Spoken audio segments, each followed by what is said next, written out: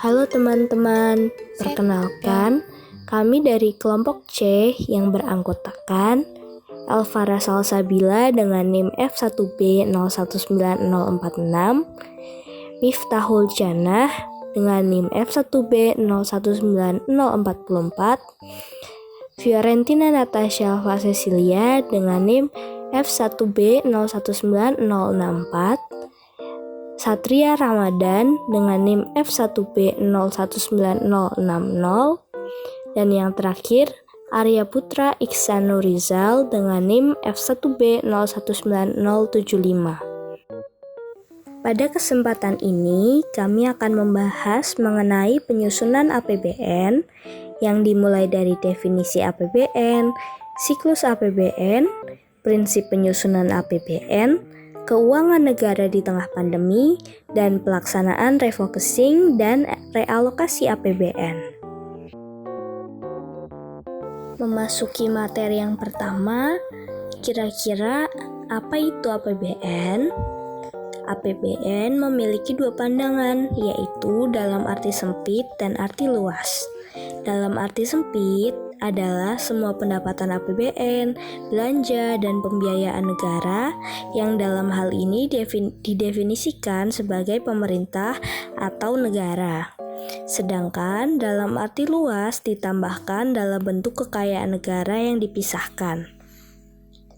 Jadi, dapat disimpulkan bahwa anggaran pendapatan dan belanja negara atau APBN adalah suatu daftar rencana keuangan yang berisi daftar sistematis dan terperinci yang memuat rencana penerimaan dan pengeluaran negara tahunan pemerintah negara Indonesia yang disetujui oleh Dewan Perwakilan Rakyat dan biasanya dikumpulkan dalam jangka waktu selama 1 tahun anggaran atau 1 Januari hingga 31 Desember.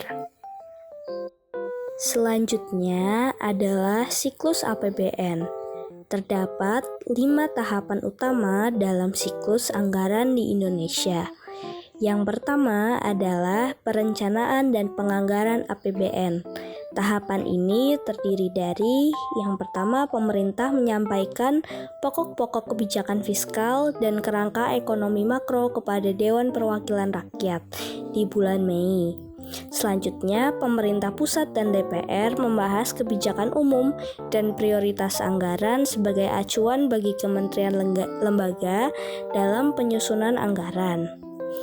Yang ketiga, menteri atau pimpinan lembaga menyusun rencana kerja dan anggaran kementerian lembaga atau RKA-KL dan dibahas dengan DPR.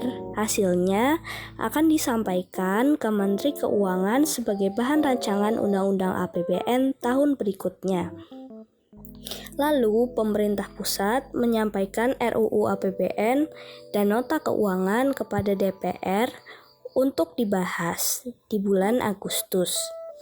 Yang terakhir, DPR menyetujui RUU APBN selambat-lambatnya 2 bulan sebelum tahun anggaran yang bersangkutan berakhir. Tahapan yang kedua yaitu penetapan atau persetujuan APBN.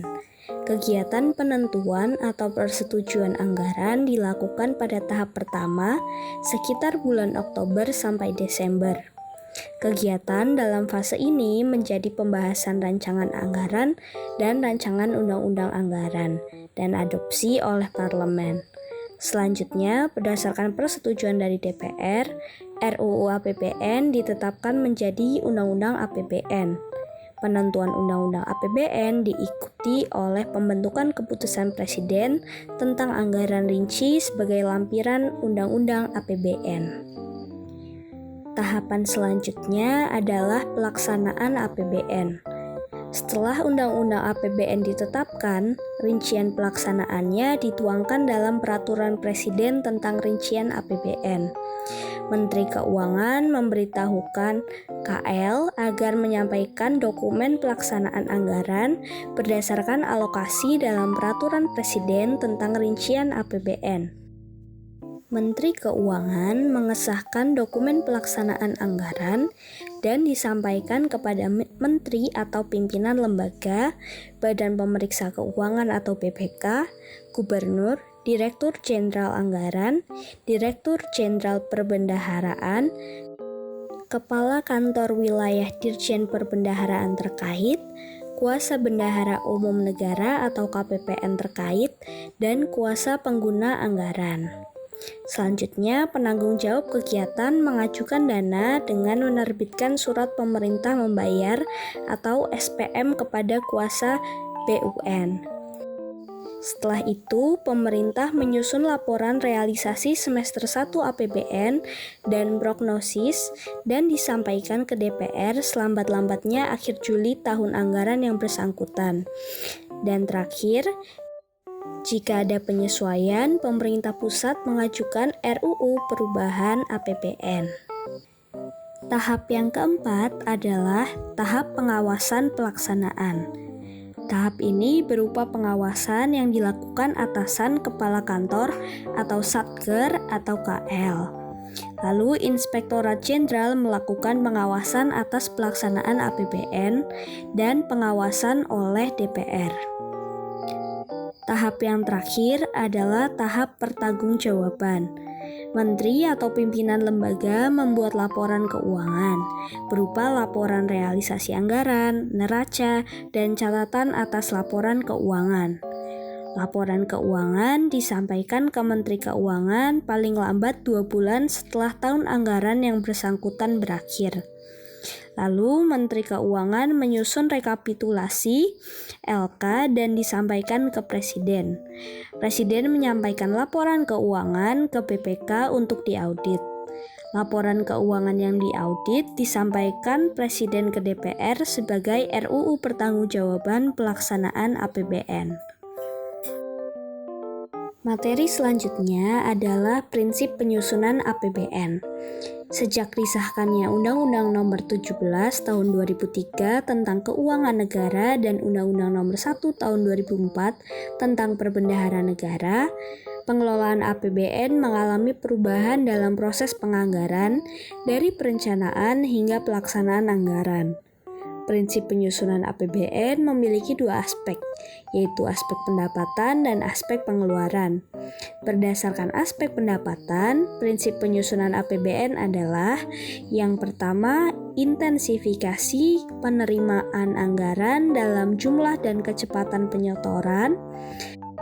Selanjutnya, intensifikasi penagihan dan pemungutan piutang negara. Dan yang terakhir, penuntutan ganti rugi atas kerugian yang diderita oleh negara dan penuntutan denda. Sementara berdasarkan aspek pengeluaran, prinsip penyusunan APBN adalah yang pertama, hemat, efisien, dan sesuai kebutuhan. Lalu terarah, terkendali, sesuai dengan rencana program atau kegiatan, dan yang terakhir, semaksimal mungkin menggunakan hasil produksi dalam negeri dengan memperhatikan kemampuan atau potensi nasional. Adanya COVID-19 yang telah ditetapkan sebagai pandemi global oleh WHO menyebabkan perekonomian negara mengalami perlambatan.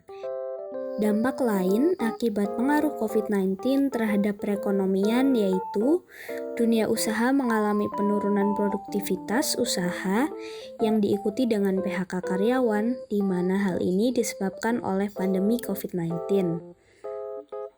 Menurut Badan Pusat Statistik, ekonomi Indonesia pada kuartal kedua menurun sebesar 5,32%, dan hal ini menjadikan Indonesia terancam terjadi resesi ekonomi, di mana pertumbuhan ekonomi pada kuartal 2 2020 mengalami kontraksi.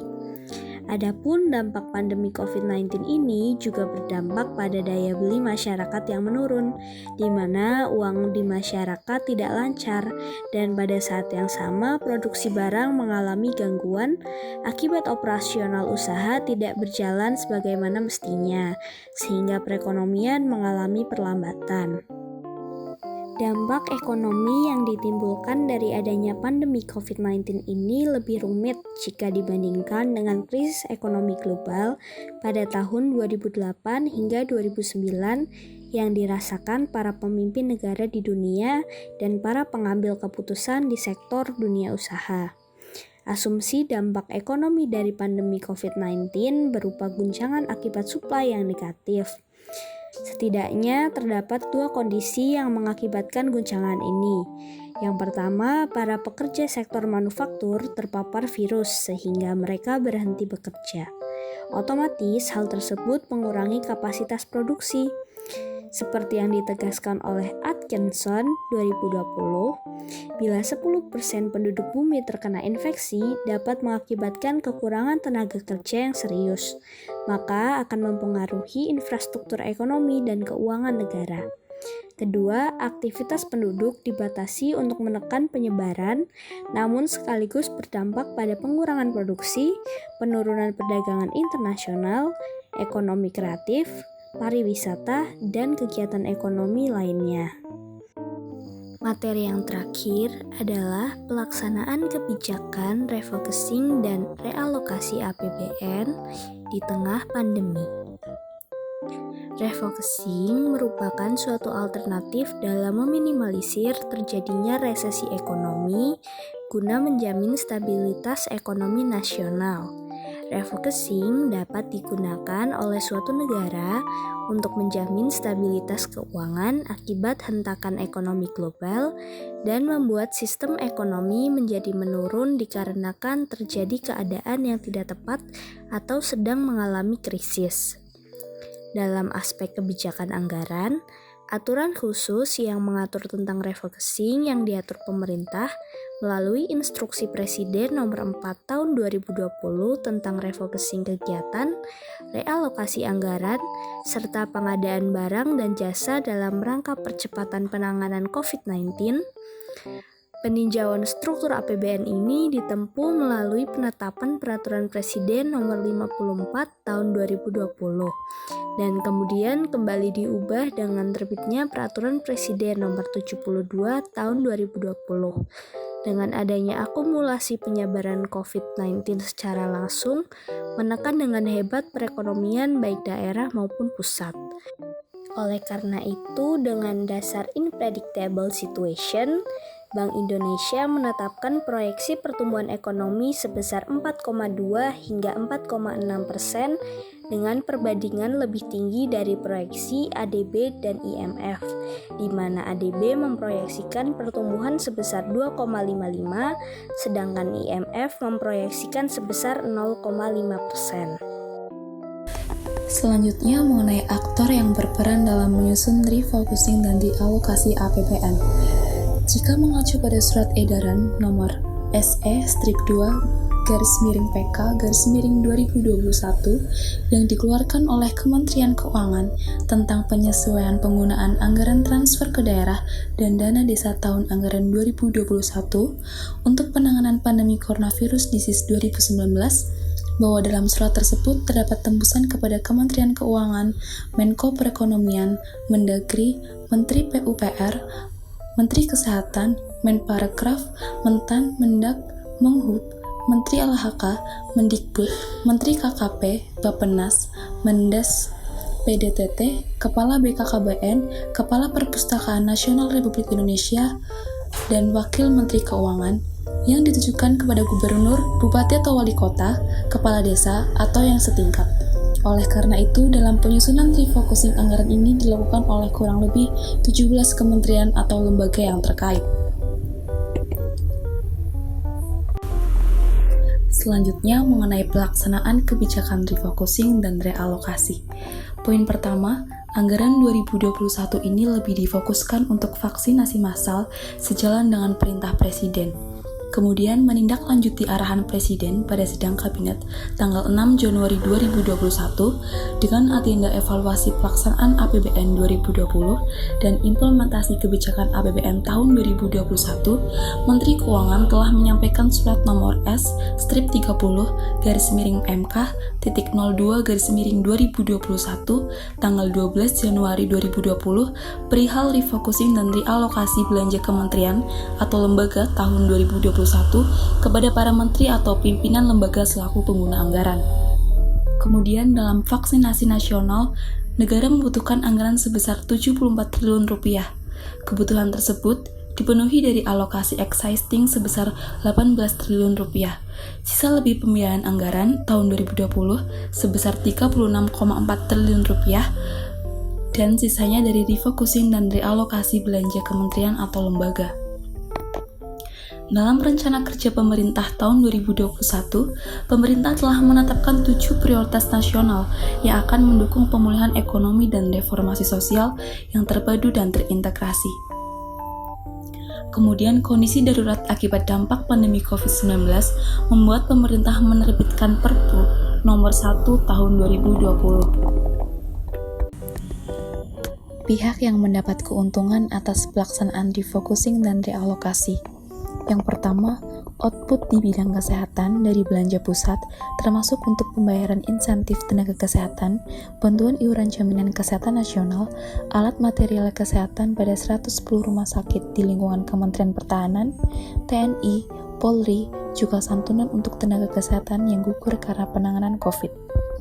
Pembayaran terhadap pengobatan 183,9 ribu pasien COVID-19 yang dirawat dan ditanggung oleh APBN 2020, serta penerima bantuan iuran JKN yang iurannya diberikan oleh APBN yang berasal dari transfer ke daerah dan dana ke daerah. Yang kedua, output di sektor bantuan sosial, bantuan pemerintah, subsidi, dan dukungan UMKM. Ada yang berasal dari belanja pusat langsung, dan ada juga yang melalui transfer ke daerah dan dana desa. Belanja pusat untuk bantuan beras peserta PKH itu diterima oleh 10 juta keluarga penerima manfaat, serta 10 juta KPM. Yang ketiga, output di bidang pendidikan yang melalui dana pusat telah diberikan subsidi kuota internet bagi pelajar, rehab madrasah dan sekolah, juga bantuan operasional pendidikan untuk sekolah yang di bawah naungan Kementerian Pendidikan maupun Kementerian Agama. Bantuan operasional sekolah untuk 44,2 juta siswa pada 216.000 sekolah di seluruh Indonesia. Tunjangan profesi guru juga merupakan output yang melalui TKDD.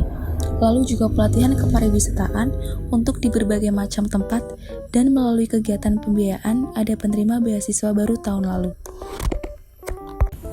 Dampak pelaksanaan refocusing dan realokasi APBN. Dengan dukungan APBN dalam bentuk bantuan sosial atau jaring pengaman sosial masih berlanjut menambah kecepatan pemulihan konsumsi di masyarakat. Agenda pemulihan ekonomi berjalan relatif cepat, sehingga dunia usaha dapat kembali beraktivitas dengan relatif cepat. Langkah-langkah reformasi baik di sisi fiskal maupun peningkatan iklim berusaha mulai menampakkan hasilnya dan direspon positif dengan peningkatan pertumbuhan investasi dan aktivitas produksi sebagaimana tercermin dalam pertumbuhan perdagangan, ekspor, dan impor. Dari penjelasan di atas dapat kami simpulkan bahwa dalam APBN, anggaran pendapatan belanja negara adalah hasil dari perencanaan yang berupa daftar mengenai bermacam-macam kegiatan terpadu, baik yang menyangkut penerimaan maupun pengeluarannya, yang dinyatakan dalam satuan uang dalam jangka waktu tertentu, biasanya adalah 1 tahun. Dalam pelaksanaan APBN tahun anggaran 2020, menunjukkan bahwa belanja negara tahun 2020 cenderung ditambah. Hal ini digunakan untuk refocusing dan realokasi anggaran dari kementerian dan lembaga, yaitu yang dialihkan untuk program pemulihan ekonomi nasional yang terdiri atas 6 fokus utama, yaitu kesehatan, perlindungan sosial, sektoral kementerian lembaga dan pemda, UMKM, pembiayaan korporasi, dan insentif usaha.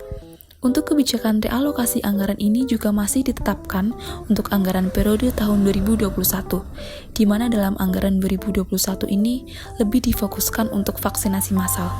Hal ini sejalan dengan perintah Presiden Jokowi yang memutuskan untuk melakukan vaksinasi nasional COVID-19 untuk seluruh masyarakat Indonesia.